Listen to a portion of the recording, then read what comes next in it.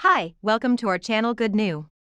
In the current mobile phone industry, we know that Huawei is unable to release 5G mobile phones due to US sanctions, which is a genuine pity. Despite possessing the world's leading chip design level and 5G patented technology, it is still constrained by other factors, which is incredibly frustrating. Finally, there is a chip restriction, but it is not just the reason why the high-end Kirin chip cannot be manufactured, it is also the reason that the 5G mobile phone cannot be deployed. My country's 5G radio frequency chips were previously reliant on foreign imports, and future exports were restricted.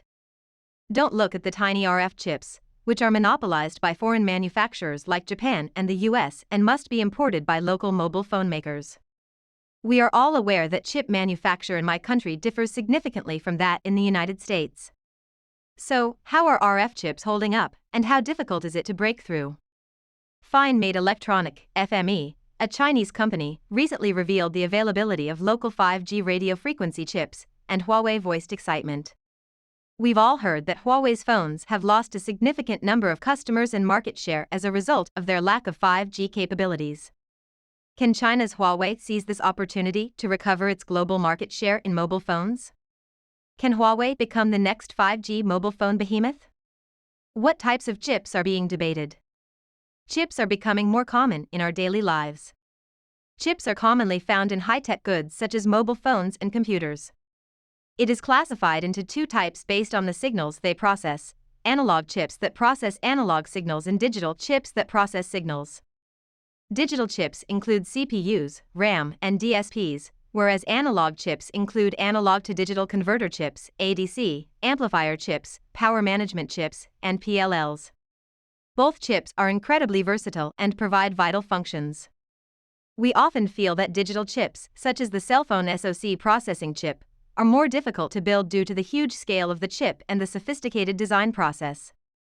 At the time, mainland smartphone manufacturers have also developed Huawei Kirin processors, as well as Unisoc chips. So, which chip is the most difficult to break into?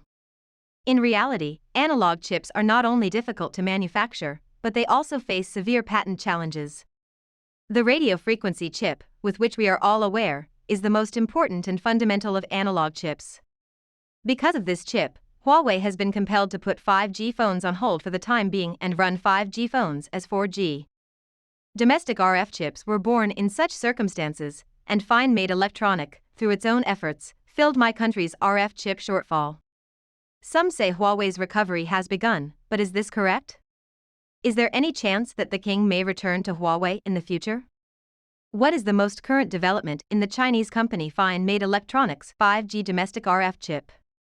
Fine-Made Electronic openly reported on the investing platform on March 3 that 5G radio frequency chips had been supplied in batches to domestic mainstream mobile phone makers and associated original design manufacturers. It is currently said that an arrangement has been reached with domestic makers such as Xiaomi. About course, when it comes to 5G radio frequency chips, many people may think of Huawei. Isn't Huawei's existing 5G mobile phone firm idle since it lacks a 5G radio frequency chip? Fine-Made Electronic announced today the formal mass supply of domestic 5G chips, with domestic linked enterprises serving as supply targets. So, does Fine-Made Electronic's choice signal that Huawei's 5G mobile phone market has reached a tipping point? Is Huawei's comeback finally here? In actuality, whether this new Fine-Made Electronic innovation signifies Huawei's comeback must be evaluated dialectically. Let us begin with possible factors. On March 4, an investor posed a question to Fine-Made Electronic via the investment site. Is this 5G radio frequency chip completely self-created? Fine-Made Electronic claims that their 5G radio frequency chips are self-developed, produced, and sold, with complete intellectual property rights. From Fine-Made Electronic's remark, it is not difficult to assume that Fine-Made Electronic's this 5G radio frequency chip should be totally created by Fine-Made Electronic, with no other influences. As a result of not employing foreign technology, it is natural to be able to freely supply Huawei, and the turnaround for Huawei's 5G mobile phones will come naturally. Naturally, if something is impossible, there must be a reason behind it. Although Fine-Made Electronics' 5G RF chips are wholly self-developed, manufactured, and sold, Japan was once second only to the United States as a technical power, and Japan may rise again. Until it had also depended on independent research. As a result, the US continued to act normally, relying on the good embargo and the accolades of the Plaza Accord, while Japan entered a 30-year stalemate. It is unknown whether the large-scale production of 5G radio frequency chips by Fine-Made Electronics marks a return for Huawei.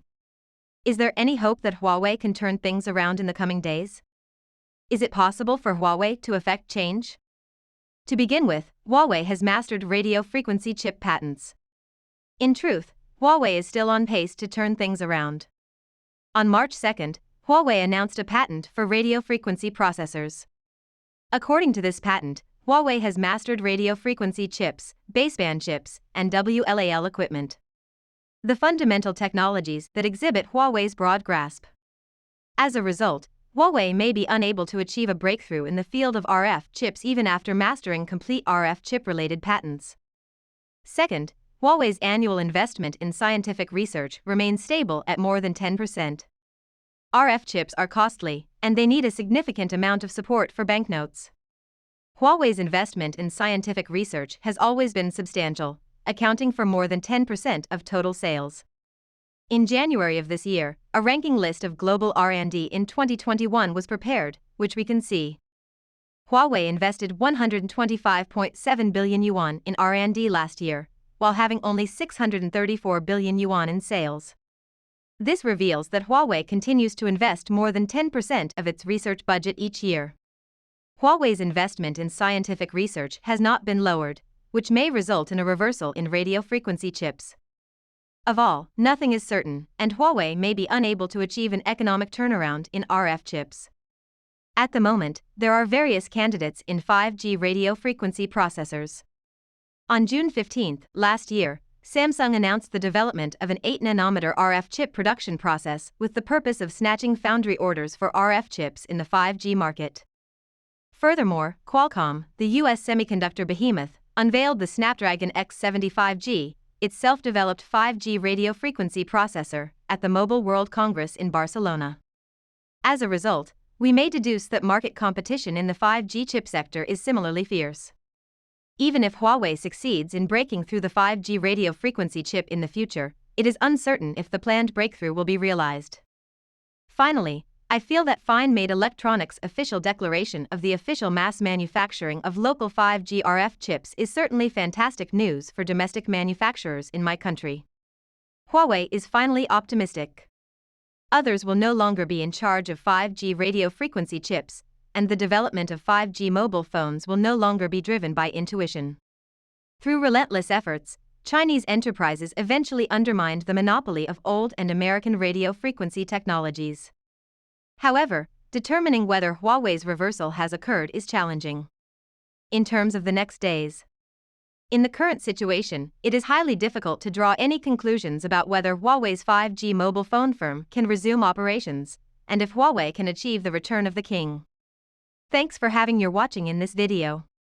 You can add your ideas or suggestions below. Please keep following our channel and like our videos.